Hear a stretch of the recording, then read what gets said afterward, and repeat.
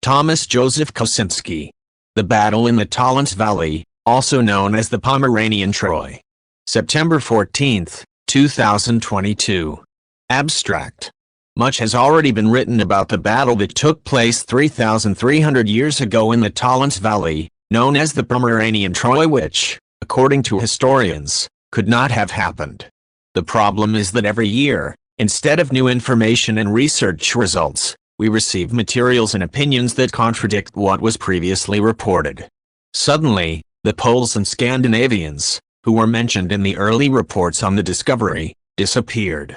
Unfortunately, this looks like a deliberate manipulation of facts and propaganda acrobatics with ethonyms. Suddenly, Germans appeared there, which was not mentioned before, a game of time, and reporting on research results in line with Germany's historical policy. Therefore, it is worth reviewing the state of research on this discovery and considering possible theories about the origins of the participants in this ancient battle and its significance at the time, which I briefly discuss in this article. I also present a theory about the expansion of the Veneti over the Baltic Sea, as well as a report from my visit to Schwerin in 2016 and my meeting with Dr. Detlev Janssen, responsible for the archaeological position in the Tollense Valley. Part 1. A brief discussion and description of the discovery. In our country, it was Witold Szymanowski who first reported on the Battle of the Tollense River, but without much response. It was only Mariusz Agnasowicz's article on March 31, 2016, that popularized this topic, arousing numerous comments and interpretations. Indeed, a few days earlier, on March 24, 2016, the scientific magazine Science published an article, titled Slaughter at the Bridge, uncovering a colossal Bronze Age battle, in which Andrew Curry presented the findings from archaeological research in the Tollense Valley in western Pomerania. Agnasowicz mainly based his considerations on this article. In 1996, amateur explorer Borgward accidentally found a bone with a flint point stuck in it on a bog near the Tollense, but archaeological excavations on a wider scale only began in 2007. The human remains were unearthed over a span of 2.5 kilometers along the Tollense River. Artifacts, including 40 skulls, around 13,000 bones of 140 humans and 5 horses with embedded arrowheads, preserved thanks to the marshy ground, remain a mystery, and researchers are speculating about who fought there, how the battle unfolded, and who emerged victorious. Much indicates that they were the Praslevs from the Lusatian culture. However, most German historians still do not entertain this idea, believing that the Lusatians had a Germanic origin or that the participants in this battle were exclusively representatives of the Nordic Bronze Age culture. It is worth noting that the Slavic name for the Tollense River is Dolenca, alternatively Dolanica, Dolinca, Dolnica, Dolina, Dolinka. It is often incorrectly reconstructed in Polish as Tolentia, from its current German version, Tollense, or Dolentia, from Dolenga, effort, as its name simply comes from the word valley, through which it flows. The Slavic tribe lived in the Tollense Valley was probably called the Dolenci, from Polish Dolina, valley, in English, Dolences, what means that they simply were inhabitants of that valley, lived there. The entire area of the river basin, in present-day Mecklenburg, was called the Dolences Hollow, and the lake located there, the Sea of Dolensee, in German, Tollense See. The alternation of T equals D in German is the norm. It is enough to quote the name Thietmar, also written as Dietmar. The time of the battle dating back to around 1300 year before Christ was determined by radiocarbon dating based on artifacts found there. The site of the discovery is located about 80 kilometers from the current Polish-German border in the direction of Świnoujście city. In 1996, an amateur explorer discovered the first traces of a great battle from 3,300 years ago, about which historiography is silent, indicating that it cannot be relied upon too much. According to the official version of history, this region of Europe was supposed to remain outside the centers of civilization at that time, and the local, rather primitive population mainly engaged in agriculture. Suddenly, it turned out that archaeologists, based on the first studies from this site, claim that the largest ancient battle in this part of Pomerania could have taken place, which Danish archaeologist Professor Helle van Kilt from Aarhus University compares to the Battle of Troy, circa 1200 before Christ, associated with the Hisarlik Hill in present-day Turkey. This battle is also compared to the War of Kadesh, modern-day Syria, in 1274 before Christ on the Orontes River between the Egyptians under Ramses II and the Hittites, but more bones and artifacts were found at the Tollense than there. Interestingly, the later famous Ritra, where the Prilvic idols described earlier are said to originate from, is also located by Lake of Dolenses, which certainly testifies to the uniqueness of these areas. In 2013, thanks to geomagnetic surveys of the area, a causeway was discovered on the Dolenitsa, dating back to around 1900 before Christ. It is 120 meters long and served as a crossing over the river. It was built with layers of wooden logs covered with sand and reinforced with vertical posts driven into the ground. The causeway was maintained in working order for centuries by the local population due to the frequently used trail leading to it, ensuring a safe passage over the water and marshy terrain. This unique bridge existed at least until the time of that battle, around 1250 before Christ. The invaders, who were stopped by the locals, most likely tried to cross through it. According to archaeologist Christian Christensen, the battle took place during a time of significant upheaval from the Mediterranean to the Baltic. Around this time, the Mycenaean civilization of ancient Greece collapsed, while the Sea Peoples, who devastated the Hittites, were defeated in ancient Egypt. Soon after the battle in the Tollense Valley, scattered individual farms in northern Europe were replaced by concentrated and heavily fortified settlements. Defensive settlements were already built in the early Bronze Age, as evidenced by the settlement in Bruszczywo in southwestern Wielkopolska, Great Poland region, which predates even the Battle of the Tollense. Such fortifications were not built without reason and may indicate that raids on a smaller or larger scale had already occurred in these areas in the second millennium before Christ. However, the vision of a small settlement of peaceful agricultural and pastoral people in the Baltic lands in this period is disrupted by further discoveries, such as those from the Tollense. Some believe that the mobilization of such significant forces for this type of war indicates the existence of a large political organization in these areas. Others believe that there may have been only occasional self-organization of local tribes in the face of danger.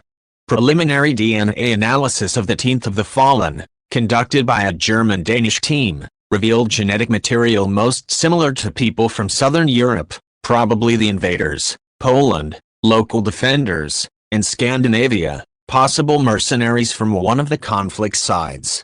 In an article in Science in 2016, it was clearly written that DNA from the fallen teeth suggests that some warriors are related to modern inhabitants of southern Europe and other people living in present-day Poland and Scandinavia. This was confirmed in a statement to the media by German archaeogeneticist Joachim Berger from the University of Mainz.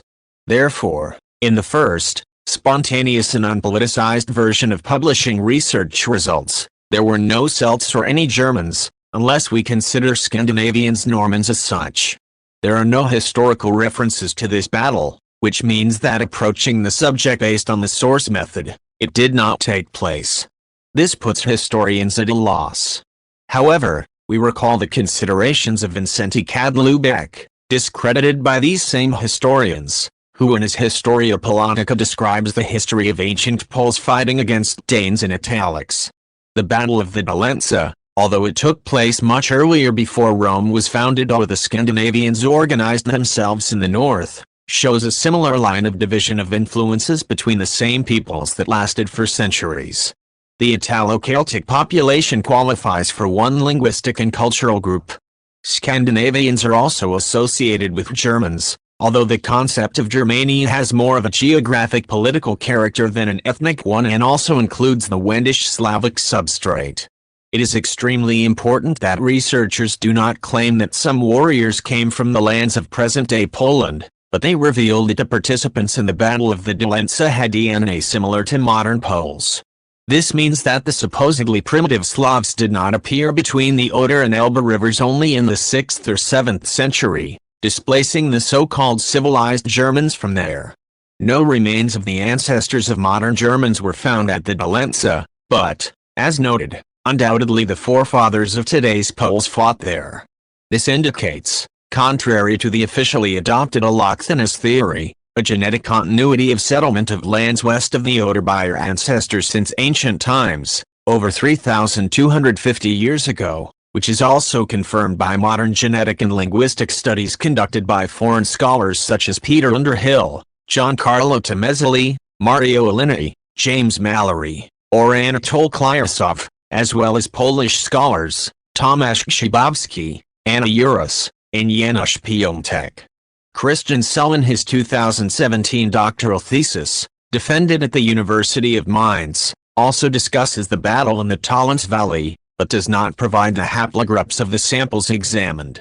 Based on the autosomal DNA analysis, however, he clearly states that the genes of ancient warriors from the valley of the Tollense River, Tollencidal site, are most similar to the genes of contemporary populations, Poles, Austrians, and Scots. The order of these nations was given in the order of their strongest statistical similarity. Thus, it follows that Poles are in first place in terms of genetic similarity with the participants of this ancient battle. As Adrian Leszczynski notes in one of his articles on this topic, unlike Joachim Berger's statements, Christian Sell assumes that the warriors were rather local people. The Scottish substrate present there may be associated with the Celts, who are linked to the tumulus, barrow, culture and are likely responsible for the decline of the Urnfield culture and many other smaller cultures, especially those grouped in the Middle Danube Basin. Maybe the expansion of the Kurgan people also reached the north, but was stopped precisely over the Tollense by the Oder tribes, which created the Lusatian culture there. Czeslaw Balczynski, on the other hand, assumes that perhaps these were internal settlements of the Proto-Slavic population and a war between the Lusatians and Modulans, among whom were Celts, the establishment of the rule of the Modulans, who were later called by the Greeks Modulanes, mound near Krakow, where the Wanda Mound and Magillany near Krakow, several kilometers south of the Krak Mound and Kirkushevitz with the mound of the so-called son of Krak, over other Slavs. But it is also possible, and more likely, that the units that left an archaeological trace in Gushitsa and over the Tollense, are the army of the Modulans sent west to protect the territories of the Lusatian and Scandinavian Slavs from the attacks of the Celts, and then to lead the war against the advancing Celts from the west. The founder and administrator of the Eurogenes blog, edited in English, David Wesolowski, known as Dawidzki, also attempted to interpret the samples from Weltzin, Polish, Ilchin. Based on principal component analysis, he wrote unequivocally that the DNA of warriors from the Tollense Valley is closest to the Slavs, particularly contemporary Poles. Adrian Leszczynski commented that data as follows: it shows that the warriors from Weltzin are biologically closest to the contemporary communities inhabiting the same area where the battle took place and where the fallen warriors came from. The highest similarity applies to residents of Western Poland, the Czech Republic and Eastern Germany. As we know, the residents of Eastern Germany and pre-war residents of present-day Western Poland are largely Germanized Slavs. In addition to them, there are non-Germanized Sorbian and Polish autochthons. Their similarity to the warriors from the Tollense River thus indicates the genetic continuity between the warriors from 1250 before Christ and contemporary residents of the same lands. It also indicates the continuity of the same biological population inhabiting the lands of Western Slavdom from at least the 2nd millennium before Christ to the present day. These above-mentioned findings and conclusions of various authors completely refute the long discredited allocthenous theory, advocated by supporters of Kosinski, Godlewski, his student Parkevsky, and their followers, about the arrival of this people from the Pripyat region to the Oder-Vistula lands in the 7th century Anno Domini.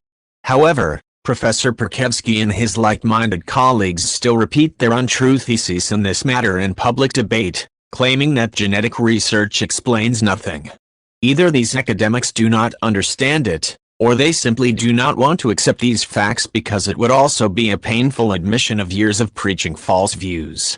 Furthermore, this discovery may confirm that it was the Proto-Slavs who formed the core of the Lusatian culture, which encompassed the areas of present-day Eastern Germany, all of Poland, the Czech Republic, parts of Slovakia, and reaching as far as Volhynia. This also supports Józef Koszczewski's belief, contrary to the German narrative during the partition period, that Biskupin was a Proto-Slavic stronghold. Who knows, the same may be true for the Lusatian settlement of Buk, Polish, Buck, near Berlin. Let us remember that this distinguished professor, by advocating the thesis of the Slavic character of Lusatian culture, also defended the autochthonous theory of our ancestors. Józef Koszczewski described these words in his book entitled Wilka Polska in Prehistoric Times, published in Poznan in 1923.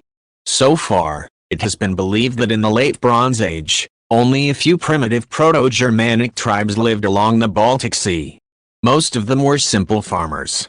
However, Thomas J, a German archaeologist, unequivocally states that they were not farmers who occasionally took up arms, but rather trained warriors. This confirms, among other things, studies of skulls, of which 27% have traces of healed head wounds, indicating that they were experienced warriors who had been involved in many similar battles. Most of the killed were men in their prime, between the ages of 20 and 40, suitable for warfare. The battle was said to have lasted a short time, a day or two, as determined by unhealed wounds on the remains, although this is not certain because they could have come from the last days of fighting. Dr. Detlef Janssen, the archaeologist responsible for the site at Vilchin, believes that the locals attacked the merchants because some of the skeletons show deformities resulting, for example, from carrying heavy bags of goods. However, the question arises as to why so many locals were killed if the merchants only came to the area for trade. Therefore, the merchants must have been accompanied by a strong armed escort, as well as women and children, since some such few skeletons were found there. Or the traders who knew this route could have been just guides for the invaders. On the other hand, the aforementioned Danish archaeologist Helly Vankild suggests that the battle had a European character, and certainly trans-regional. It was an allied army as complex as that described in Homer's epic about the Trojan War, dating from about 100 years later. It is estimated that a total of 2,000 to 4,000 warriors armed with wooden maces, stone axes, bows, as well as bronze knives and swords, which were probably mostly taken from the battlefield by the victors as valuable trophies at that time, participated in the battle. Among the finds are also metal shoulder pads, arrowheads and spearheads, copper bars, clothing pins, as well as tin, bronze and gold rings and other objects. The lost weapons and decorations found in the Tollense Valley, according to archaeologists, correspond typologically to the period of the Nordic Bronze Age culture, which existed from 2200 to 400 before Christ. Its range covered the area of northern Germany, Denmark, southern Scandinavia and Gotland, as well as other islands in the southern part of the Baltic Sea basin. It is possible that this is the defeated warriors' weapons that could not be taken as loot by the victorious Slavs, as they fell into the river or swamp themselves or with the body of the slain. It turns out that the battle took place on the border of three newly emerging cultures: the Nordic Bronze Age, proper to the Proto-Germanic peoples, the circle of the Urnfield cultures, associated with the Celtic peoples, and the Lusatian Proto-Slavic culture. According to Professor Koszczewski's concept, the Proto-Slavs created the Lusatian culture, bordering on the Nordic Bronze Age culture. Therefore, this conflict may have arisen at the intersection of both cultures and had the character of a struggle for influence in this area between the Nordics and Proto-Slavs, and the population from southern Europe provided support to the ancestors of the Poles, not invaders. Especially since the Lusatian culture, due to numerous similarities, is classified in the circle of the Urnfield cultures. However, from known data, it may follow that the Nordics expanded their influence on the southern coast of the Baltic Sea at the expense of representatives of the Lusatian culture, perhaps just after the victorious battle at the Tollense 150 years earlier. These and other assumptions can be clarified by the precise results of paleogenetic research, providing the haplogroups found in the remains from Vilchin, the publication of which German scholars are not too willing to do. Furthermore, work at the Tollense site was interrupted, apparently for financial reasons, but various doubts, including attempts to manipulate research results, cast a shadow over this decision, which will be discussed further. It is not known whether mapmakers of this type, with the ranges of individual cultures as shown above, are also involved in promoting a certain historical policy instead of dealing with facts. Research on this site has covered only about 500 square meters, that is about 10% of the area. However, more artifacts have already been found in the fields near Grunwald, the famous battle between Teutons and Poles in 1410 CE, or other places of great wars known from history. Presumably, the marshy terrain of the valley helped to better preserve the remains and accessories than in other battle sites. Since bones of 140 people were found on such a small part of the terrain, there may be over 1,000 casualties at the Tollense, and even several thousand participants in the battle. This indicates the existence of large communities in these areas, not just groups of primitive tribes, as academic science has previously claimed. Research has been carried out not only on DNA and radiocarbon dating but also on isotope testing. Doug Price analyzed strontium, oxygen, and carbon isotopes in 2010 from the Tollense Valley and cannot accurately determine who the deceased warriors were. He himself says that the range of isotope values is really large, adding we can argue that the dead came from many different places. After some organization of these studies, their results indicate that we are dealing with two groups, one local and the other consisting of immigrants from Western or Southern Germany, the Czech Republic or Denmark. The lack of results of the ratio of specific types of isotopes suggests that non-local warriors did not come from Scandinavia after all. So we have another mystery here because most of the artifacts found belong to the Nordic Bronze Age culture, but there are no Scandinavians among the fallen. Perhaps something is wrong with the cultural classification of the findings, or the Nordic Bronze Age culture originated on the southern coast of the Baltic Sea and only later spread to the Scandinavian peninsula. Based on nitrogen isotope studies in the teeth of the victims, it has also been shown that some of the fallen were eating millet, which was known more in warmer countries around the Mediterranean Sea at that time, although this cannot be a localization determinant as millet grains were also found in Mecklenburg-Vorpommern.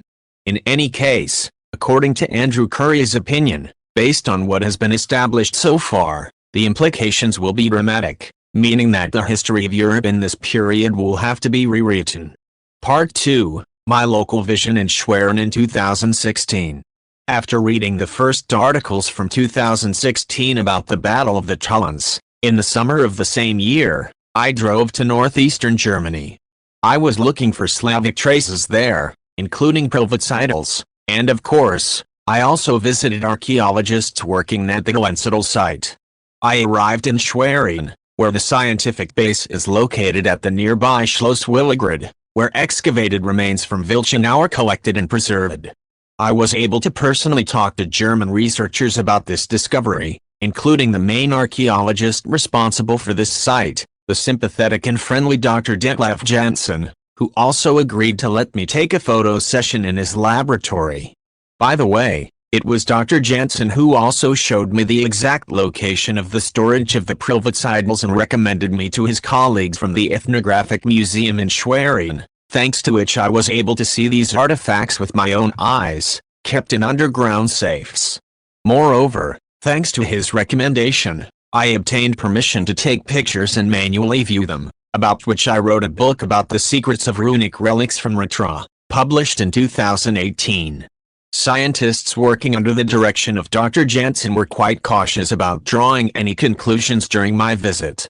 They claimed that to discuss in more detail the origin of the participants in the Battle of the Tollense River, one needs to wait for the official announcement of DNA test results, which however Germany has been delaying for quite some years.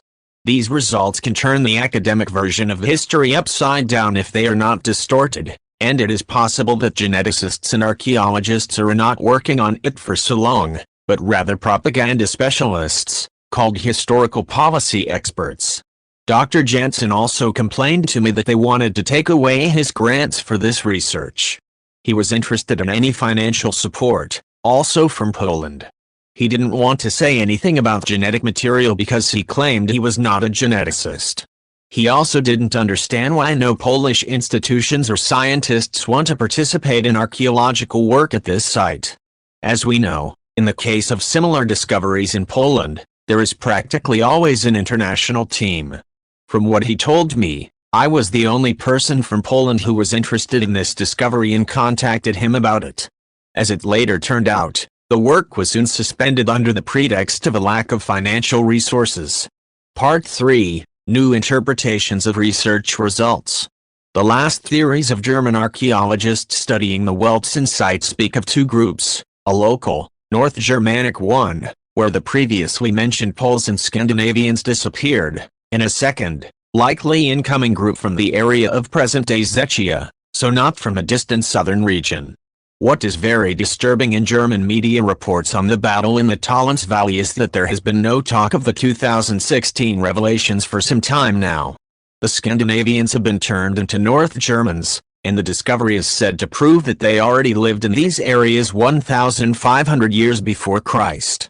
No one officially mentions the ancestors of Poles and peoples from southern Europe anymore. For example, the results of phenotypic studies, physical characteristics such as skin color, hair, eye shape, face shape, and teeth, were published, where only Germanic warriors from the Tollense Valley were mercilessly mentioned. Even National Geographic, citing Berger's isotope research results, writes about the participation of local people in this battle, that is North Germans and invaders from Bohemia. Berger emphasizes this time that he does not see homogeneously different groups, and it seems that the battle was fought between peoples from the same genetic group, but he does not specify which one. According to him, this is not particularly spectacular, as the original thesis claimed, but rather boring, but there is nothing to be done about it. If we assume that the term Northern Germans refers to the Latches with haplogroup R101, and to a lesser extent, the Old Europeans, with haplogroup I2, and the people from Bohemia are the Wends, who may have previously inhabited these regions, it may turn out that the Latches and Wends have common genetic roots. Then, we could assume that the Anatoi were one of the Sarmatian tribes. Herodotus wrote that they originated from the Scythians, but it could be considered a more geographical and political designation, alliance of various steppe peoples, including representatives of R1 and R1b, rather than an ethnic one. Similarly, the term Germans includes Teutonic, Wendish Slavic, Sarmatian, and partly Celtic peoples. There is much evidence that the Sarmatians, considered a branch of the Scythians and often confused with them, had the R101 haplogroup, while the Sakas, Scythians proper, had R1b. The Saxons and Goths may have come from the Sakas, and the Vandals from the Sarmatians, for example. Recently, a bronze sword and a nomadic cemetery, possibly Scythian, were discovered in Gushitsa in the Lubush voivodeship, about 200 kilometers southeast of Mecklenburg. The graves found there are about 400 years older than Tollense, which may confirm that peoples from eastern Eurasia were already arriving in these territories between 1700 and 1500 before Christ. However, these were not great migrations or invasions, as there is no archaeological evidence for that. The bronze objects found in these lands, such as those in Brody, also in Lubush, are mainly of local origin. The name Brody itself testifies to the existence of a crossing over the river, Polish, Brud, means ford, whose unregulated bed, changing current, and numerous backwaters and riverside swamps made it difficult for the Lusatians to move around. Therefore, such places had great strategic importance. The later settlement in nearby Lubush played a similar logistical role, defending the ford on the Oder, as did the aforementioned bridge over the Tollense. The problem is that archaeologists have not yet found any major settlements from this period in the vicinity of Vilchin.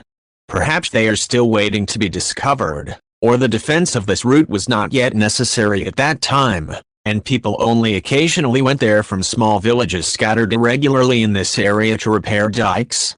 In any case, the presence of a genotype similar to contemporary Poles in the 13th century before Christ on across the Oder is a tough nut to crack for academics who often try to turn these Proto-Slavs into Germans, that is by default, the descendants of Germans, not Poles. Such manipulation of facts in science is nothing new, especially in the Philo-Germanic-leaning discipline.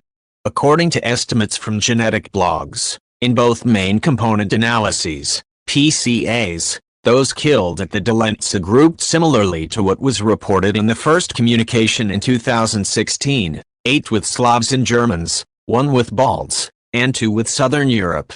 Maciej Bogdanovich describes this in his article.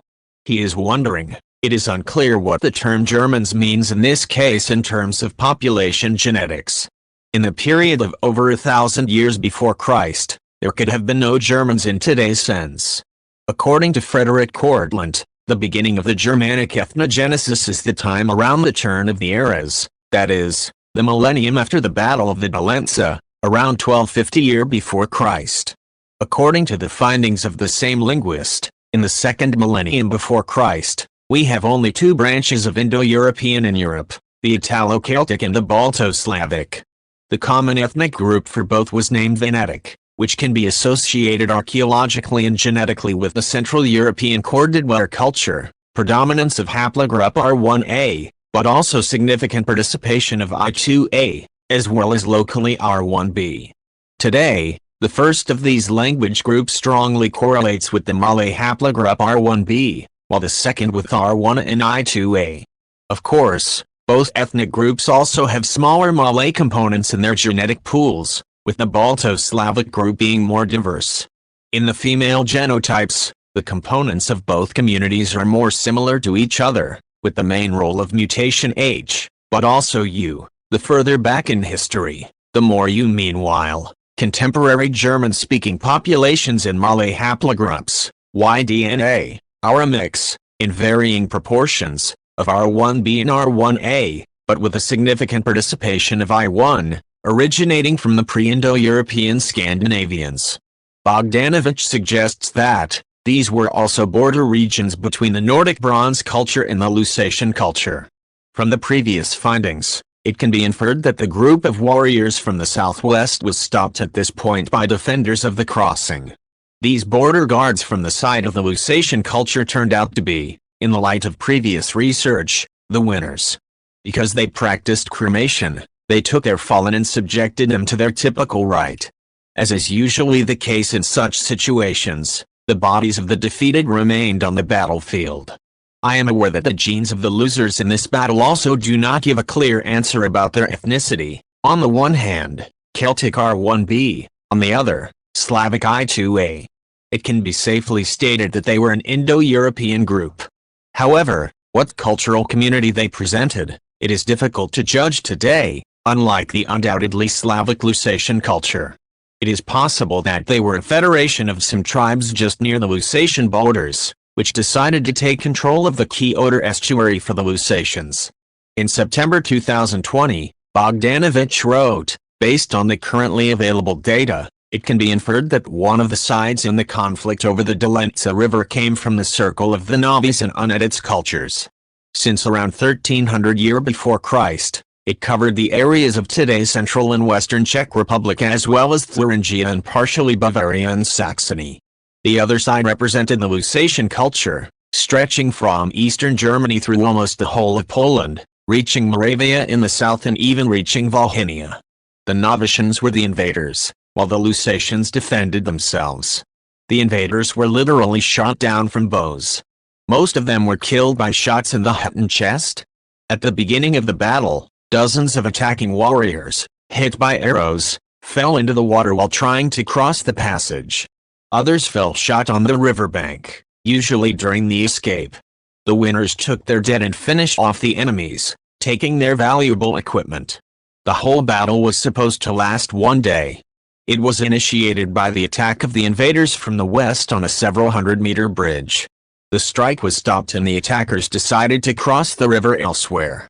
The next stage of the clash, more downstream, was already dominated by archers, as evidenced by numerous arrowheads found just below the crossing. Attempts to cross the river elsewhere failed due to fierce defense or difficult natural conditions, deep current or swampy shore. Some warriors were killed in the river, and others were thrown into it after death. The last phase of the battle took place on the Cone of Inflow, archaeological site Weltzen 20. The harder ground caused the fight to be fought in close combat using wooden sticks and clubs, as well as bronze swords and daggers. However, the archers continued to shoot in the fighters. Their victims were mainly those who fled from the battlefield, as evidenced by many wounds from arrows shot from behind. It's possible that the battle ended in a final defeat and massacre of the invaders. There may have been 10,000 fighters on both sides, but the number is usually estimated to be half as much, with a death toll of up to 50% of the warriors, primarily on the attacker's side. It can be assumed that the army from the copper-rich Rudava region attempted to capture the part leading to the mouth of the Oder to take control of this branch of the Amber Road. A historian from the Rudava website refers to the latest findings of geneticists, which indicated the dominance among the fallen of people from the territories of present-day Czech Republic and Germany north of Bavaria, that is, from the areas where the Navis culture functioned in the 13th century before Christ.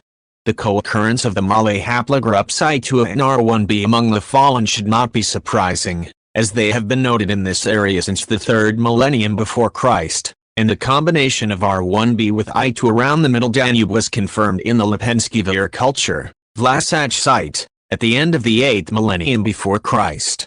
Therefore, in the case of the overwhelming majority of the fallen near the Tollense, there were not two separate ethnic groups but one with two dominant haplogroups. Taking into account the claims of paleolinguists, Alinari, Cortland, and others, in the Central Europe of the second half of the 2nd millennium before Christ, Proto-Slavic was already developed, with emerging Proto-Celtic elements in the subalpine region. The origin of the warriors from the Tollense from Scandinavia has been excluded by an isotope analysis.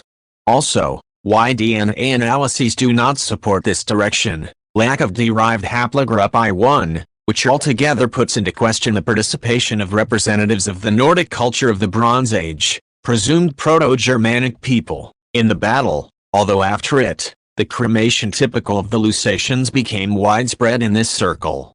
This suggests the expansion of the ideology of the winners from the Tollense into the nearest cultural environment. The blogger notes that, the most interesting thing is the connection of the date and place of the battle with the archaeologically detectable beginning of the solidification of the Lusatian culture in western Pomerania. The description of the clash indicates that already in this initial period, the Lusatian state had mobile and well-trained archer units that acted in a coordinated and reconnaissance manner based on the system of border fortifications. The further development and cultural continuity of the lands from the Middle Elbe to the Upper Dniester and from the Baltic to the Middle Danube, Moravia, which initiated the separation of the Lahidic language group, allow us to see the beginnings of the Polish nation at this time and place, the emergence of the Lusatian culture. The negligible participation of warriors with R1A, as Bogdanovich explains above, can be attributed to their victory in this battle and the collection of the fallen bodies and their burning, in accordance with the then tradition of the Lusatians, Proto-Slavic people. It is noted that among the fallen near the Tollense, one sample of R1 was found.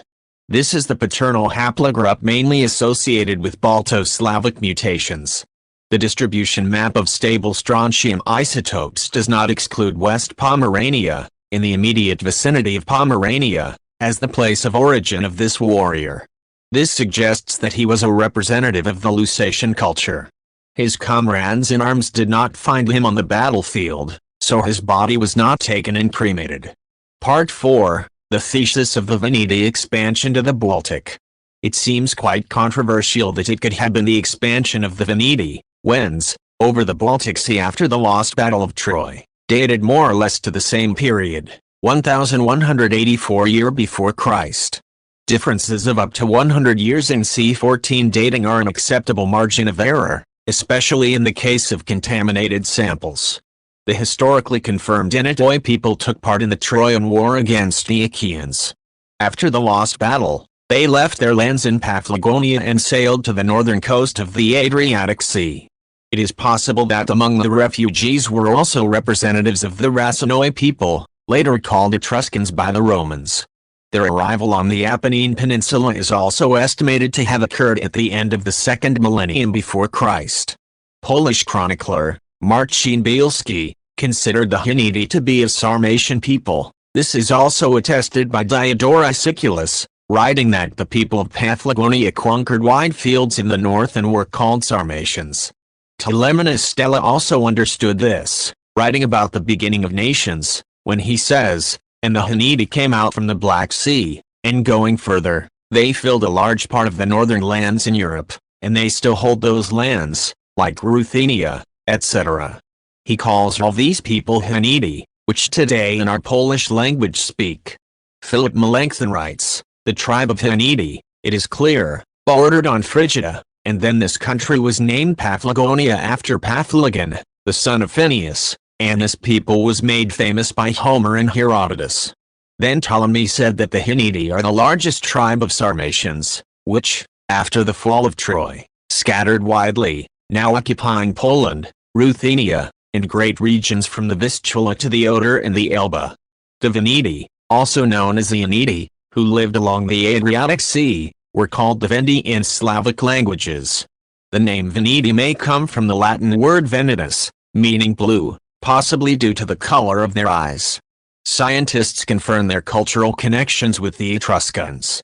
Face urns from the Baltic region resemble Etruscan art. The similarity between the names Prussians and Etruscans is also likely not a coincidence. It is possible that the Veneti, also known as the Wends, contributed to the development of the Slavic ethnic group through intermixing with the local population that they had conquered. The Etruscans who accompanied them may have also given rise to the Baltic Prussians and perhaps later to the Russians. The Lithuanians, who may have originated from a Veneti Prussian base, have long claimed that their ancestors founded Rome and that the endings of their words and surnames with as, is, and os are ancient remnants. Tadeusz Miller wrote in his 2000 work that the Veneti, Wends, created a powerful empire stretching from the Bay of Biscay to the Berezina River. Genetic research is currently being conducted on the Adriatic Veneti, which could shed a great deal of light on this issue, as Maciej Bogdanowicz writes in an article titled Venice Seeks Slavic Roots from July 1, 2016. Italian scholar Dr. Piero Favero is leading a project called Your Venetic Origins, which aims to determine the genetic origins of the inhabitants of the Aganian region of Venice. Many Italian scientists now believe that the links between the Adriatic Veneti and the Baltic Wends should be taken seriously, and that the expansion of this people extended even to Gaul, Armorica, and the British Isles, where they controlled the production of tea in Wales. Importantly, Favero also links the ancient Veneti with the Lusatian culture. He argues that Lusatian culture is the most specific form of the primitive Venetic population, and the problem is finding correlations between subgroups related to R1A to Z92 and other subgroups of R1A in the Lusatian culture between 1300 and 500 before Christ. Doubts in this matter are not shared by such linguists as François Bader, Sorbonne University, and Jadranka Gvozdanovic, University of Heidelberg, who demonstrate the cultural unity of ancient peoples called Veneti, settled in the area of the Baltic Sea, as well as on the coasts of the Atlantic and Adriatic. Genetic studies of haplotypes in these populations also confirm their common origin, as Maciej Bogdanowicz writes in his article.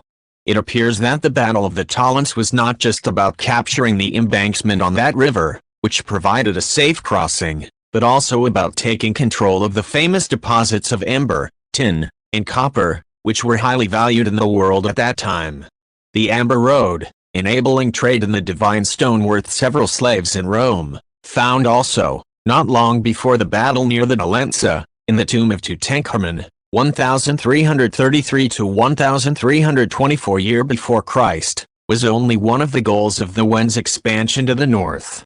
The tin, Polish, cyna, from which another Polish word cena, price, comes, deposits in the Rudowy Mountains and nearby copper mines were also very valuable exploitation areas. Copper plus tin equals bronze.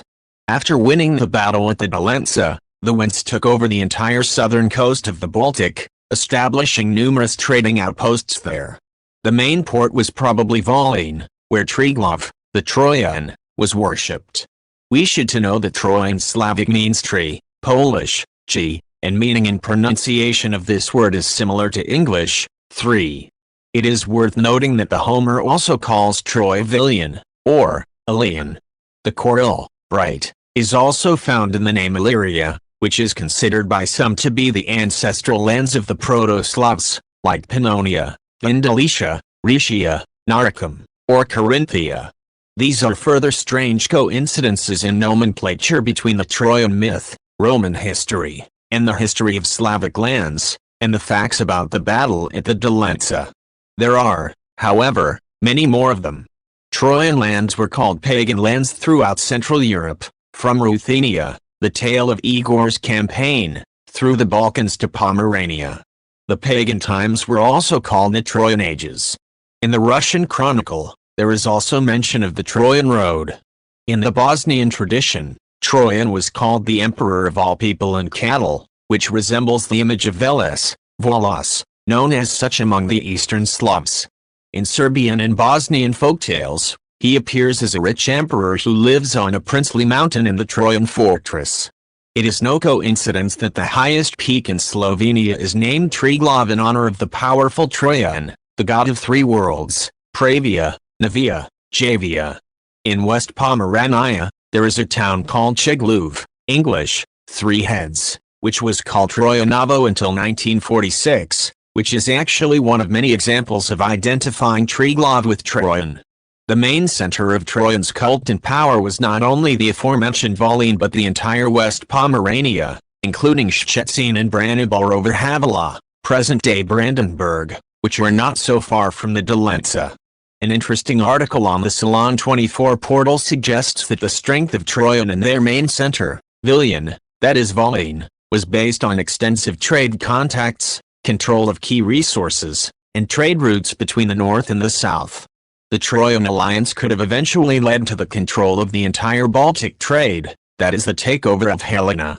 The 10-year war against Troy for Helena would have been a war for control of the Baltic and Amber routes, that is the most important route in European history, which was not stable at all but led through various routes, from the Jutland Peninsula and Elba, through Volhyne and the Oder, Vistula, to the Gulf of Riga, Dvina, in the Black Sea.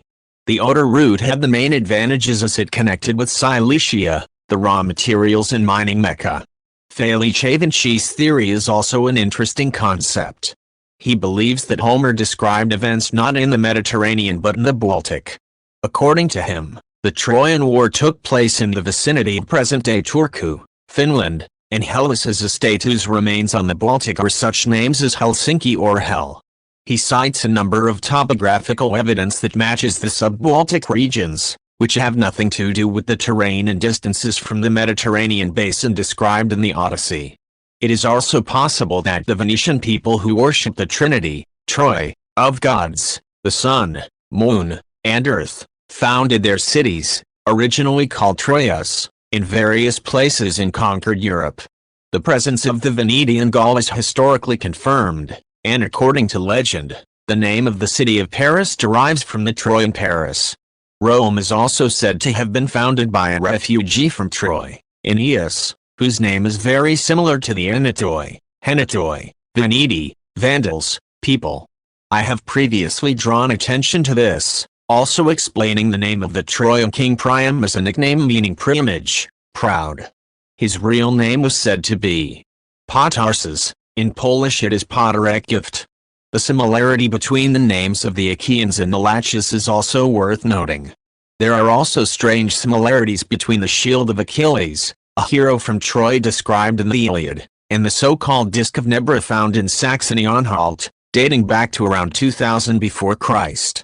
Stanislav Bultza also wrote about the Slavic origins of the Trojans, but unfortunately, his articles on the Polish Club online portal are no longer available and have only survived in fragments on Czesław Balczynski's blog.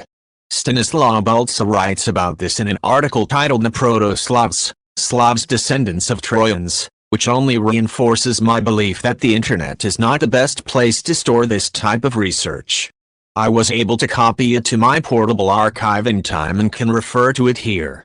The author notes that in the Trojan War, the Huneti fought on the side of the Trojans. Homer wrote about them in the catalogue of ships, the Halizonians from distant Alib, where is born the silver, and that they held Erythini under the high hills of Saturnia, and they that possessed Sitors in the lands about Sesamus, a land where the mules are bred in numbers. These were led by Acamas and the warlike hero Pholus, sons of the great-hearted Theseus, whom Astyoche bore to him in the realm of lovely-haired Pirithous. The cities mentioned by Homer, Sartoris and Sessimus, were located in Paphlagonia.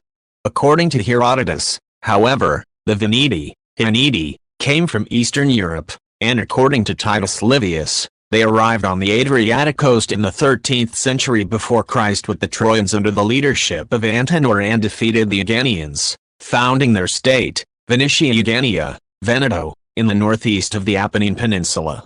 The first archaeological traces of the Veneti, however, are recorded around 950 before Christ, and their peak development period is from the 6th to the 4th century before Christ. It was only later, according to some historians, that they went to the north and west of Europe. Similarly, Balza writes, after the Trojan War, Aeneas and Antenor with the Trojan people in the Veneti left Troy and, circumnavigating the Black Sea through Thrace and Macedonia, came to the area of northern Italy, and later some of them reached the north as far as the Baltic Sea. However, while Aeneas is considered the legendary progenitor of the Romans, Antenor, who was an advisor to King Priam, is considered the ancestor of the Veneti, and from him comes the Old Polish word antenat, ancestor. According to Balza, the Romans are not descendants of the Trojans, but the Veneti, Vends are. One can also add the Vandals, whom many ancient authors linked to the Veneti, Slavs. For example, in the commentary to Virgil's Aeneid, Maurus Servius Honoratus points to the connection between the Veneti people and the Vandalici. Also, according to him, the thesis about the Trojan origin of the Franks is false. This would fit with my thesis about the participation of Slavic Veneti, as descendants of the Trojans, in the Battle of the Tollense, if we assume that their migration to the Baltic lands occurred much earlier than historians suggest. Similarly, the controversial theory of Felice Vinci about the location of the Trojan battle on the Baltic coast would make sense if it were located not under Turku but rather in the vicinity of the mouth of the Oder. However, in the myth of Troy, the Achaeans win, not the Veneti who were assumed to be the locals by default. It is possible that Homer was a royal propagandist and turned the fortunes of the battle in favor of the Achaeans, Slavs in his description. It is also possible that he drew these stories from merchants traveling along the Amber route from north to south, and the knowledge of the relationship between the Adriatic Veneti and the Baltic Veneti allowed him to treat them as an ancient Greek myth. We know that the Trojan War lasted 10 years. It is also possible that the Veneti lost one battle but won the whole long war. So maybe after losing the skirmish, the Veneti used some trickery, on the scale of the Trojan horse, to change the balance of power and perhaps conquer Volane, Troy. From historical sources, we know that in the Triglav, Trojan, temple in Szczecin, a black horse was kept, which was also a cult animal for the Trojans. Therefore, we have a series of topographic, climatic, nomenclature, cultic, and temporal similarities between Homer's Troy and Volane in a nearby battle on the Tollense River. It is possible that the Wends had already gained control over the deposits in the Czech Sudetes before the battle and therefore may have been a people from southern Europe. After occupying such valuable and rich natural areas, their next goal may have been to take over control of the Amber Road, which required a push to the north. Balza accepts Snorri Sturluson's claim that the Scandinavians also came from Troy, called Asgard in the Edda. As we know from Nordic sagas, they speak first of the war between the Aesir and the Vanir, Wends, but later, there is an alliance between them. This may, in turn, refer to information from geneticists that the ancestors of modern Poles, Latches, Wends, and Scandinavians, Danes, participated in the battle on the Tollense River, perhaps against the Italo-Celts. However, if the Slavic haplotype I2 was recognized as the one linked in the first communication with the population from southern Europe, and R1A with the ancestors of the Poles and R1B mixed with I1A with the Scandinavians, or rather Scots, according to Christian Cell, we are left with a considerable genetic mishmash that can be interpreted differently. We need a lot more details to reliably analyze this topic in terms of the presence of Malay, Y DNA, and female, MNA, haplogroups, dominant and individual ethnic groups, also forming clusters due to linguistic similarities. It is worth knowing that Iranian chroniclers regarded the so-called Norman merchants as one of the Slavic tribes which Balza corrects, explaining that the Slavs and Normans had common ancestors, namely the Paphlagonians, later Veneti, and Trojans. However, this fits into the thesis of Mikhail Lomonosov that the Varangians came from Prussia, not Scandinavia. So perhaps they were the Palabian Wagrians, who, together with the Rugians, ruled the southern coast of the Baltic Sea. A detailed report with a thorough analysis of the genotypes found in the remains discovered at the Tollense, provided it is not manipulated by the Germans, should answer many questions. For now, scientists say little about the haplogroups of the participants in this battle, as if it were a taboo topic. Unfortunately, after the first spontaneous communications in science in 2016, we already see a change in the narrative on this issue, and on the Eurogene's website, commentators cite cases of facts of detecting R1 in samples from the Tollense being omitted or called into question in official DNA studies, which are commonly attributed to the Slavs. Poles have 60% of the haplogroup R1am417, and Sorbs, 65%. It seems as if Germans are ashamed of their possible Slavic roots, or want to silence the Slavs' participation in this battle. Summary. It has been a quarter of a century since the discovery of the first traces of the Battle of the Tollense River. The report monitoring the work on this discovery was supposed to be released in 2019, but so far we have only received a few messages and articles. Ultimately, as we know, work at the Tollense site was interrupted. It is also worth asking, why are Polish archaeologists not interested in such a sensational find? On several historical discussion groups, individuals identifying themselves as archaeologists, as it turned out, had not even heard of this discovery in 2017 and asked for links to the article in Science because they thought it was some kind of hoax. Is this a sign of ignorance on the part of our scholars, or just playing into old paradigms created for the purposes of a Philo-German version of history? One possible cause of the battle could have been a commercial expedition to the north by Proto-Celtic merchants, involving Star Europeans from southern Europe, to trade with the West Slavic Lusatians.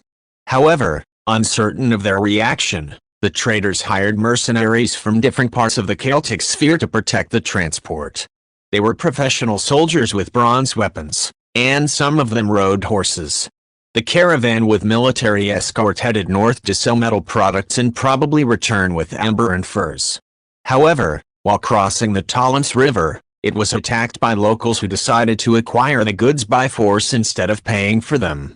The defeated as well as the victorious left their skeletons, weapons, and ornaments on the banks of the Tollense River that could not be extracted from the riverbed or marshes.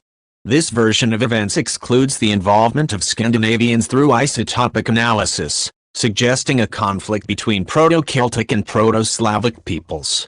It is important to remember that autosomal DNA studies indicate a genetic similarity between the remains found at Tollense and Slavs, which suggests that it could have been a large battle between local Wendish tribes and foreign mercenaries, possibly for dominance over the entire Proto-Slavic region.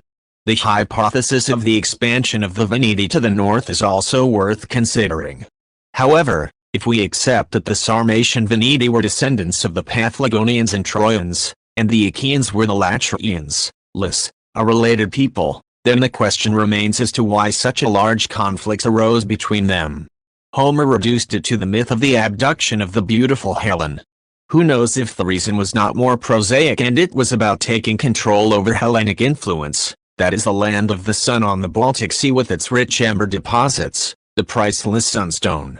Nevertheless, I am increasingly convinced that the war for Troy was played out in the old Slavic territories near the mouth of the Oder, rather than in ancient Greece. I am skeptical about both Homer's mythical account and the location of Troy by Schliemann, the German amateur archaeologist who was immediately hailed as the discoverer of the mythical city, although he did not find many artifacts or remains there, as is the case in the Tollense Valley. The term, Pomeranian Troy, used by Van Kilde, may not be so far-fetched after all. Moreover, as we can see, there are many indications that Troy was actually located on the Baltic Sea, as claimed by Felice Vinci. There are still many unanswered questions, but we must believe that sooner or later, the truth hidden near the Tollense River near Vilchin will come to light.